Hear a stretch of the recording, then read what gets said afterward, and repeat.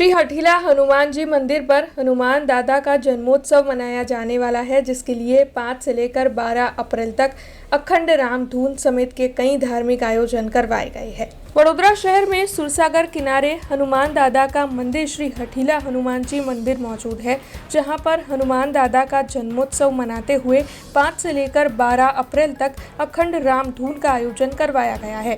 सुबह 5 बजे जन्मोत्सव मनाया जाएगा, जिसके बाद जय श्री राम के नारे लगाते हुए अखंड राम धून की शुरुआत की जाएगी। विभिन्न भजन मंडल इस दौरान शिरकत करेंगे, तो वहीं 12 तारीख को भगवान श्री सत्यनारायण देव की पूजा का आयोजन भी होगा। आपको बता दें कि इसी के साथ सुंदरकांड का पठन भी होगा। तब मंदिर के महंत की ओर से ज़्यादा नागरिकों को 5 से लेकर 12 अप्रैल तक मंदिर में होने वाले विभिन्न धार्मिक आयोजनों में शिरकत करने की अपील की गई है। जय सियाराम।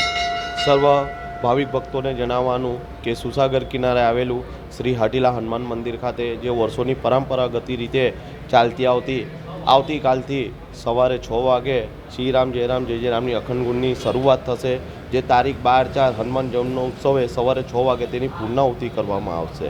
આ નિમિત્તે અમે રોજ સવારે આ જે અંદર દાદાને પ્રદક્ષિણા કરતાં શ્રી રામ જય રામની ધૂન થશે અને ત્યારબાદ રાતે 9 કલાકે લક્ષ્મીનારાયણ મંડળ જે કાછિયા લોકોનું આવે છે તે ધૂન કરશે, તથા 12 થી 4 બીજું એક મંડળ આવે છે કાછિયાઓનું, એ ધૂન કરશે।